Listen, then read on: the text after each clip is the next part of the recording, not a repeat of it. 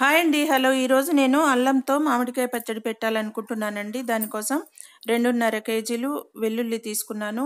2 కేజీలు అల్లం తీసుకున్నాను. రెండింటిని శుభ్రపరచుకున్నాను. ఇప్పుడు ముందుగా మెంతులు వేయించుకుని పౌడర్ చేసుకుంటాను. తర్వాత అల్లాన్ని వెల్లుల్లిని మిక్సీ పట్టుకుంటాను. మామిడికాయ పచ్చడి కోసం మెంతులు వేయించుకుంటున్నాను. ఉప్పులోనే ఈ మెంతులు కూడా వేసి మెత్తగా మిక్సీ పట్టుకుంటాను. చూడండి, 150 గ్రాముల వరకు మెంతులు వేయించుకుంటున్నాను. మెంతుల వల్ల హెల్త్కు మంచిది. మామిడికాయ పచ్చడి నిల్వ పచ్చడిలో అయినా మెంతులు కంపల్సరీ అండి. ఏ నిల్వ పచ్చడిలో అయినా మెంతులు తప్పకుండా వేసుకోవాలి. ఇవి హెల్త్కు మంచిదే కాదండి, మంచి స్మెల్ వస్తుంది చట్నీకి. దోరగా వేయించుకొని పౌడర్ చేసుకోవాలి. ఇందులో వేసి బాగా మిక్సీ పట్టుకుంటాను. మెత్తగా పట్టుకుని జల్లించుకుంటాను. చూడండి, ఈ విధంగా ఎర్రగా వేయించుకోవాలి మెంతుల్ని. ఇదిగో చూడండి, ఈ విధంగా పట్టుకున్నాను. కొంచెం రవ్వలాగా ఉంది, కొంచెం అంటే కొంచెమే. ఇంకా దీంట్లో ఉప్పు వేసి మిక్సీ పడతాను. ఇప్పుడు ఆ కొంచెం కూడా అయిపోతుంది. తర్వాత అల్లం వెల్లుల్లి కూడా ఇందులోనే వేసుకుని మిక్సీ పట్టుకుంటాను. అన్నీ కలిపి ఒకేసారి మిక్సీ ఈ విధంగా పట్టుకోవడం వల్ల మెంతులు అనేటివి అంతేకాదు, మెంతులే కాదు అల్లం వెల్లుల్లి పేస్ట్ అన్ని చాలా స్మూత్ గా అవుతాయి.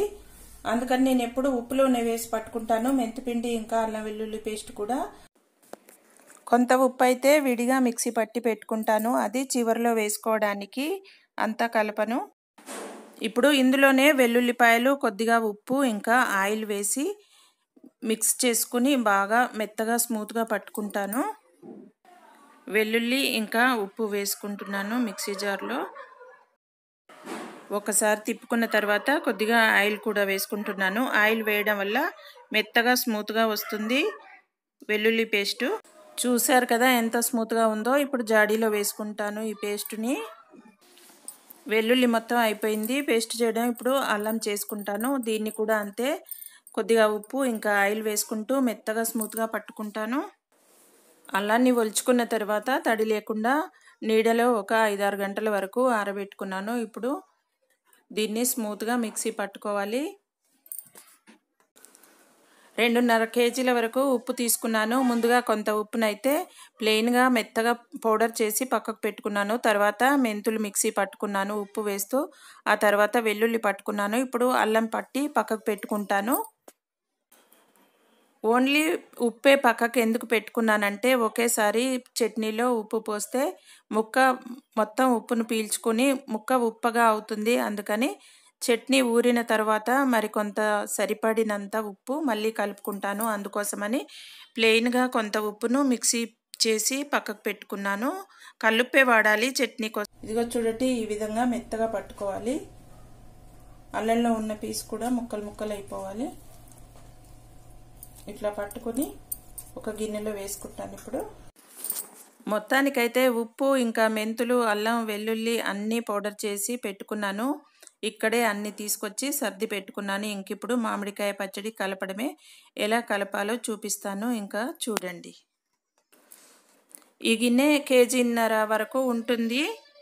కారం 1.5 కేజీన్నర పడుతుంది ఈ గిన్నెలో. ఈ గిన్నె కొలతతో 5 గిన్నెలు అయ్యాయి మామిడికాయ ముక్కలు. ఈ గిన్నెతోటే నేను కొలిచి పోసుకుంటాను కారాన్ని. కారం తక్కువగా ఉన్నటువంటి మిరపకాయలు తెచ్చి మిల్లుకు ఆడించుకున్నటువంటి కారం అండి ఇది. 2 గిన్నెల వరకు వేసుకుంటున్నాను. 3 కిలోల వరకు ఉంటుంది. అల్లం వెల్లుల్లి పేస్టు, మెంతిపిండి ఇంకా ఈ కారము అన్నీ తాంబాలంలో వేసి బాగా కలుపుకుంటాను.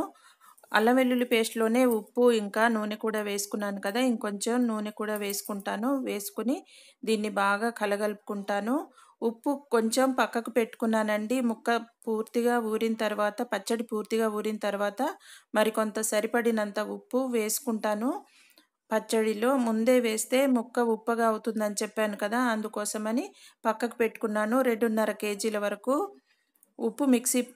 ఉప్పు కలుపుకోవడానికి అని మిక్సీ పట్టుకున్నాను. వీటిలో వేసి కొంత పక్కకు కొంత తీసుకున్నాను. 2.5 కేజీల వరకు ఉప్పు అయితే పడుతుంది 3 కేజీల కారానికి. మీ యొక్క మామిడికాయల పులుపును బట్టి పడుతుందండి ఉప్పు. అందుకోసమని కొంచెం పక్కకు పెట్టుకొని తర్వాత వేసుకోవాల్సి ఉంటుంది. ఒకేసారి ఉప్పు వేయొద్దు. మీ పచ్చడి కాయలు కొంచెం పులుపు తక్కువగా ఉంటే కేజీన్నర వరకే వేసుకోవాల్సి ఉంటుంది.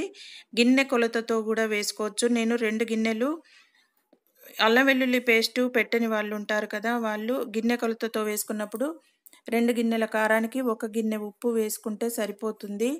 ఇప్పుడు నేను అల్లం వెల్లుల్లి పేస్ట్ ఘాటు కూడా ఉంటుంది కదా, అందుకని 2.5 కేజీలు తీసుకున్నాను ఉప్పు.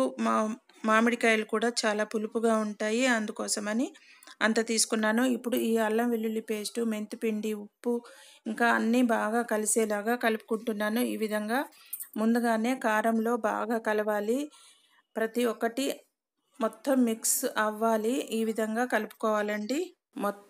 అల్లం వెల్లుల్లి పేస్టు అన్నీ బాగా మిక్స్ చేసుకున్నాను. ఇప్పుడు పొట్టు తీయనటువంటి వెల్లుల్లిపాయలండి ఇవి చాలా టేస్టీగా ఉంటాయి. మామిడికాయ పచ్చళ్ళలో ఊరినప్పుడు ఈ పొట్టు తీయకుండా వేస్తాను నేను. ఇవి స్పెషల్ టేస్ట్తో ఉంటాయి. వీటిని కూడా బాగా కలిసేలాగా కలుపుకుంటున్నాను. ఇప్పుడు ఒక గిన్నెలో నూనె పోసుకొని మామిడికాయ ముక్కల్ని అందులో వేసుకుంటూ ఈ కారంలో కలుపుతూ సరిపడినంత కారం పేస్టుని కలుపుకుంటూ జాడీలోకి ఎత్తుకోవాలండి. నూనెలో వేసుకోవడం వల్ల ముక్క కరుకుగా ఉంటుంది, గట్టిగా మెత్తబడకుండా ఉంటుంది. ఈ విధంగా మనకు కలిపేటప్పుడే అర్థమవుతుందండి. ఇదిగో చూడండి, గిన్నెలో ఆయిల్ వేసుకున్నాను, ఆయిల్లో ముక్కలు వేసుకున్నాను. ఇంకా కొంచెంగా ఇందులో వేసి తగినంత కారం పేస్టును కలుపుతూ జాడీలోకి ఎత్తుకుంటున్నాను. ఈ క్యాన్లో వేసుకుంటానండి. ముందుగా అయితే ఊరిన తర్వాత జాడీలోకి ఎత్తుకుంటాను. చూడండి, ఈ క్యాన్లోకి వేసుకుంటాను. మనకు కలిపేటప్పుడే ఈ పేస్టు ఎంతవరకు ముక్కలకు అవసరమో అర్థమవుతుంది. ఈ విధంగా కలుపుకుంటూ ఎత్తుకోవాలి.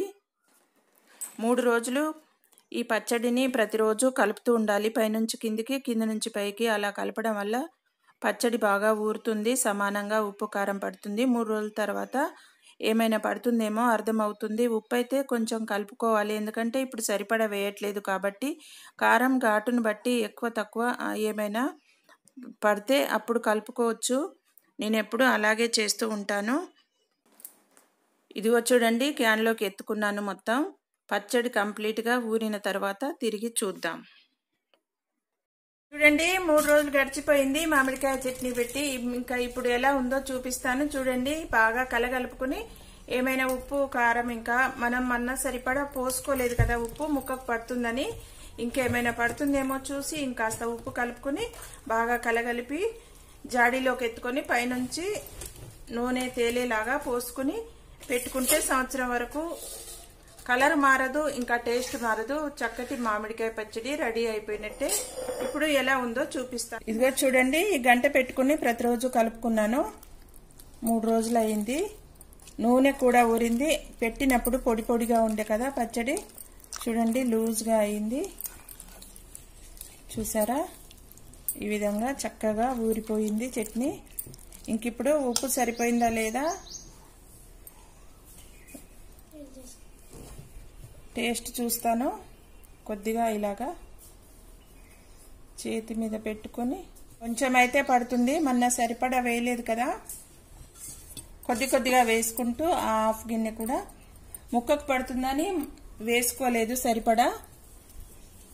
ఇంక ఇప్పుడు చేతితోనే కలుపుకుంటాను ఈ చట్నీని.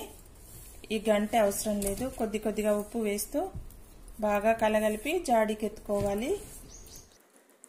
ఈ చట్నీకి 3 కేజీల కారము, 2.25 కేజీల ఉప్పు వేశాను. కరెక్ట్గా సరిపోయింది. 2.5 కేజీలు మిక్సీ పట్టుకున్నాను, కానీ ఉప్పుని 1/4 కేజీ మిగిలిపోయింది. ఇదిగో చూడండి, అయిపోయింది మామిడికాయ పచ్చడి తయారు. అల్లం వేసినటువంటి మామిడికాయ పచ్చడి సంవత్సరం అంతా నిల్వ ఉంటుంది. పచ్చడి సీక్రెట్ ఎప్పుడైనా ఇదిగో చూడండి, ఈ విధంగా ఆయిల్ పచ్చడి మునిగేలాగా పోసుకోవాలి. ఇలా పోసుకోవడం వల్ల కలర్ మారదు, ఇంకా చట్నీ తాజాగా ఉంటుంది, సంవత్సరం అంతా పాడవదు, బూజు లాంటిది కూడా రాదు.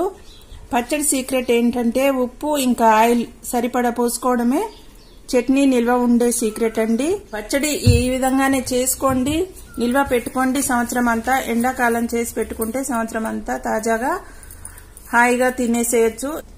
ఈ అల్లము వెల్లుల్లి వేసాను కదా, ఈ చట్నీ ఒంటికి కూడా చాలా మంచిదండి, హెల్త్కి. నార్మల్ మామిడికాయ పచ్చడి కన్నా ఇది చాలా హెల్దీ. ఈ విధంగానే చేస్తాను నేను ప్రతి సంవత్సరము. నార్మల్ పచ్చడి చేయను. మా ఇంట్లో ఇదే ఎక్కువగా ఇష్టంగా తింటారు, అందుకే ఇదే చేసుకుంటాం మేము. చూసారు కదా పచ్చడి, మామిడికాయ పచ్చడి ఎలా చేశానో. మీరు కూడా ఇదే విధంగా చేసుకోండి, నిల్వ పెట్టుకోండి. వీడియో నచ్చితే లైక్ చేయండి, షేర్ చేయండి, సబ్స్క్రైబ్ చేయండి.